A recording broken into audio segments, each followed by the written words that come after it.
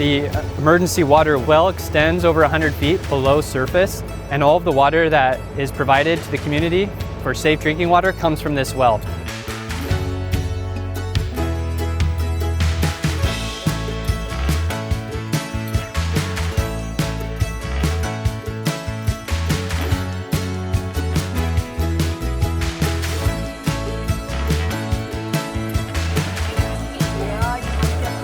The groundwater wells, you should disinfect before you drink them, because in an emergency we would want to get these up and running as quickly as possible. So we don't have time to do the testing for some of those microbiological things that can change more rapidly. And so definitely you want to disinfect by either adding bleach or boiling the water. Either of those methods would work.